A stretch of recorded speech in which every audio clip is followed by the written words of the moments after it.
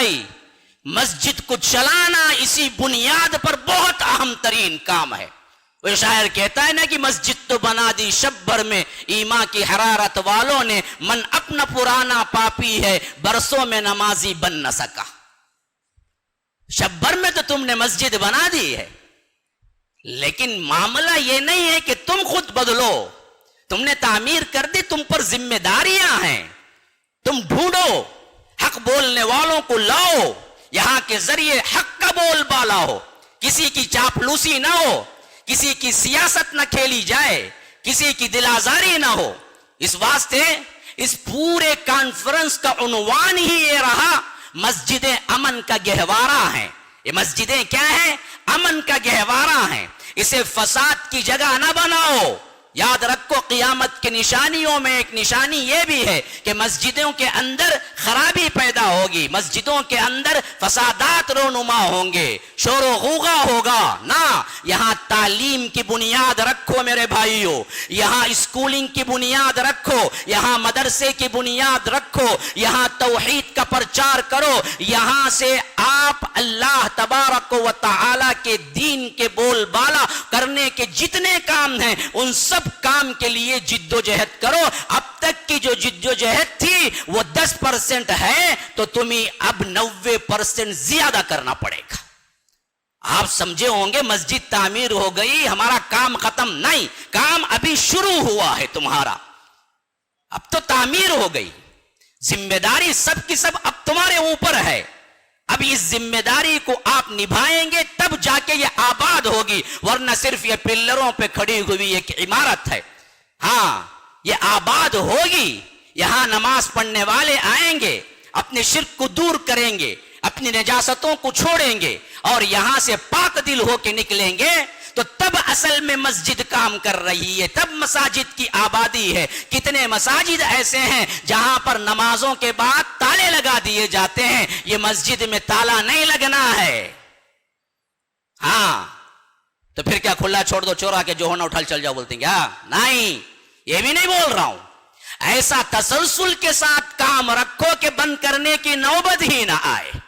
ہمیشہ یہاں کوئی قرآن کی تلاوت کرتا رہے، کوئی نماز پڑھتا رہے، کوئی تعلیم دیتا رہے، کوئی درس ہوتا رہے، کچھ نہ کچھ تو ہوتا رہے. جہاں پر خالی ہونے کی کوئی ضرورت ہی نہیں. جیسا کہ ابھی شیخ مفتی کلیم اللہ نے فرمایا، کیا بہترین مثالیں دے کے فرمایا کہ مسجد میں کیا کیا چیزیں ہوتی تھی. ایک سائل عورت آ کے سوال کرتی، وہ بھی مسجد میں.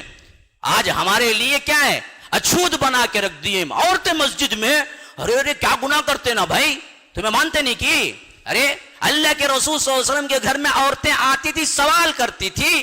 زمانے میں اللہ کے رسول صلی اللہ علیہ وسلم کے مسجدوں کے اندر کھیل تک ہوتے تھے. عیدین میں ہمیں ملتی ہے یہ حدیث کہ صحن کے مسجد نبوی کے صحن میں کھڑے ہو کر حضرت اما عائشہ نے حبشیوں کا کھیل دیکھا. تو یہاں تک کہ آپ کو جم کے جو آئٹمز دکھتے ہیں جس سے انسان نہیں بلکہ وہاں سے مردانہ وار وہ لوگ تیار ہوتے ہیں جو بیک بون ہو سکتے ہیں، ان کی تیاری بھی مسجد کے اندر ہو سکتی ہے. تو پھر تعلیم و تعلم کا کام کیوں نہیں ہو سکتا؟ آپ قائم کریں چیزیں، آپ لائیں، انٹروڈیوس کرائیں، لوگوں کو بتائیں. دیکھو خوشبو کو یہ بولنے کی ضرورت نہیں پڑتی کہ میں خوشبو ہوں، بلکہ خوشبو خود بخود اپنا آپ منوا لیتی ہے بعینی. اسی طرح آپ کو لوگوں کے پاس جا کے بولنے کی کوئی ضرورت نہیں ہے بھائی یہاں مسجد کھلی ہوئی ہے، آؤ آؤ آؤ، بلکہ تم خود کام کرو، لوگ خود بخود آئیں گے.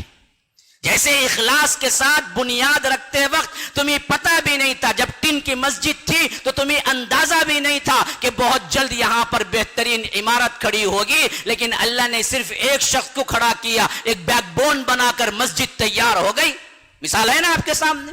ہاں، کون کہہ سکتا تھا 2 سالوں کے اندر اتنی شاندار مسجد تیار ہوگی؟ لیکن اللہ نے کرنا چاہا تو کر دیا. آپ کے حاشیے دماغ میں بھی نہیں تھا. ویسے ہی آپ کام کرو، کام پہ توجہ دو تو یاد رکھو پھر لوگ کس طرح اللہ تبارک و تعالی دلوں میں محبت ڈالتا ہے اور کس طرح بھاگ کے آئیں گے آپ اس کا اندازہ بھی نہیں کر سکتے. یہ باتیں میں نے شدت کے ساتھ اس واسطے کہہ رہا ہوں، یہ سطحی معلومات نہیں ہے جو میں نے پڑھ کے آپ کو بتایا ہے، بلکہ یہ میرے اوپر گزرا ہوا تجربہ ہے جو میں آپ کو بتا رہا ہوں. میں اسی فیلڈ سے تعلق رکھتا ہوں، اور میں نے دیکھا جب میرا پہلا جمعہ تھا 2009 میں، 2 صف بھی پورے نہیں ہوئے تھے، حالانکہ تھی ہی وہ 3 صف کی جگہ، اچھی طرح یاد ہے۔ آج مشہور ہے کہ 1 گھنٹے سے پہلے آ جاؤ تو جگہ ملتی ہے نیچے، ورنہ ملتی نہیں ہے۔ اللہ نے محبتیں ڈالی، کام ہوا،